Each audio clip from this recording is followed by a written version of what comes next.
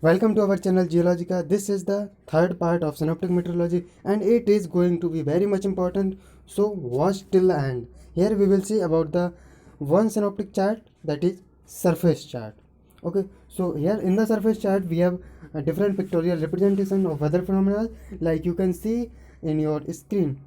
Okay, so let us start. In these surface charts, the analysis is done only based on the isobaric analysis. And the isobars, you know that they are the lines joining the values of equal pressure. So isobars is drawn on this chart and we will do the analysis based on these isobars. Then by drawing the isobars, we delineate what low pressure areas. There are low pressure areas, there are closed high pressure areas, you have the troughs, you have ridges, and now we will see the different formations that are formed by the plotting of these isobars. Okay, so as you can see here, first one is the low pressure areas. Okay, so these low pressure areas, at the center there is the lowest pressure. Okay, and as we move away from the center, pressure will increase, as you can see in this diagram. Okay, you have letter L means the lowest pressure, that is 994, and as you will move towards the outer side, the pressure will increase. Here you may also see in the some symbols like this. Okay, so these symbols are generally showing the wind direction and wind speed. So wind direction is generally on this side according to the symbol, and the secondary lines which you are seeing like this, they have the value um, or the speed of wind, from how much speed it is blowing. So as you have the more lines, more secondary lines, the speed will be more. So here you can see in this diagram that the wind is moving something like this. Okay, in this pattern. So this is the anti-clockwise, and if you have the low pressure areas at the center and wind is blowing on the anti-clockwise, definitely this is the condition of cyclones in the northern hemisphere. So actually this graph is showing that the cyclone of northern hemisphere. Okay, and if you will see the lower one, what you will find, there is also low pressure areas, and as you will move towards the outer side, you have the increase in pressure. What, the direction of wind is just reversed. So now you have the low pressure area at the center and you are moving the clockwise direction air. So this is the cyclonic condition of southern hemisphere. Okay, so we have the low pressure areas. We can show them on the surface chart, something like this type of representation. And the low pressure areas, or we can say the cyclones, as are associated with the positive vorticity. This is very much important.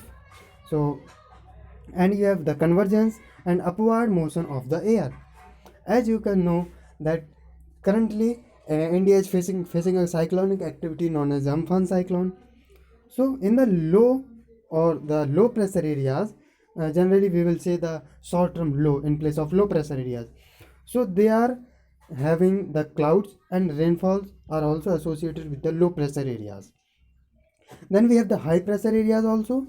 In the high pressure area, center of the high is the highest one, and as we move away from the center, the pressure decreases in all direction.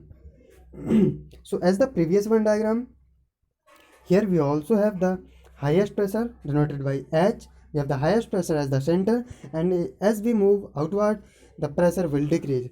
And here, by using the symbols, they are denoting that the movement of air is something like this. So this is the clockwise direction in the northern hemisphere. So if you have the high pressure center and clockwise direction of movement, that means you have the anticyclonic activity, and due to clockwise motion, you are in the northern hemisphere. Okay, so this graph is showing the anticyclonic event of the northern hemisphere, and as opposite you have the high pressure areas, and if the movement of air is anti-clockwise, then you have the anticyclonic activity in the southern hemisphere.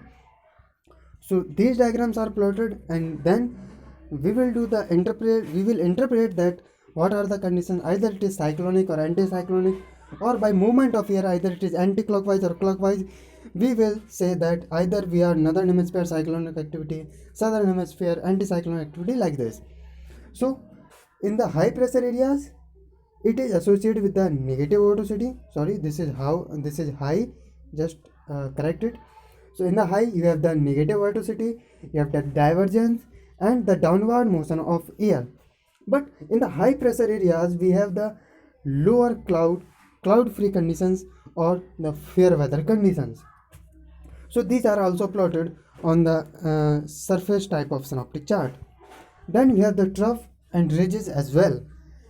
If the isobars, plotted isobars are look something like this, where you have the low pressure system but it is not closed. So you have the low pressure areas here, and as you move from the outside you will have the increase in the pressure. But these isobars are not fully closed. If they are closed, then it will become cyclone or anticyclone. Sorry, it will become cyclone only because of low pressure central areas.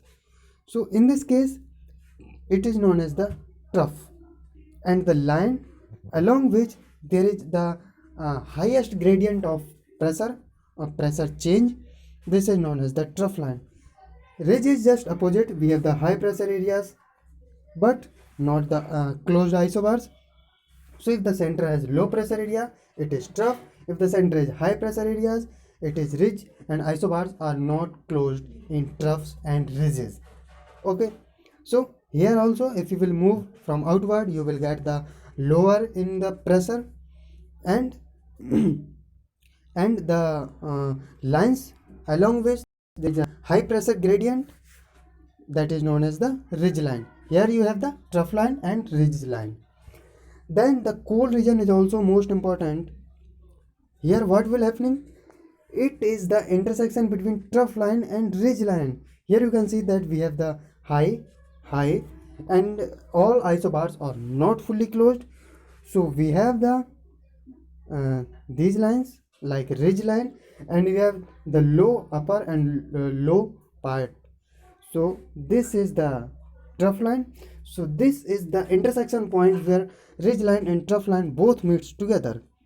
So you can say that two high pressure areas and two low pressure areas are there in the core region. Okay, so these are the conditions, these are the features which can be studied through the surface chart of synoptic meteorology, and it plays a very important role in the weather prediction condition, as we are plotting, as we are actually watching or interpreting the isobaric analysis. Okay, so it's all about for today. In the further videos we will see the another charts, like you have auxiliary chart, pilot chart. Okay, as per the our syllabus of CSIR NET. Okay, thank you so much.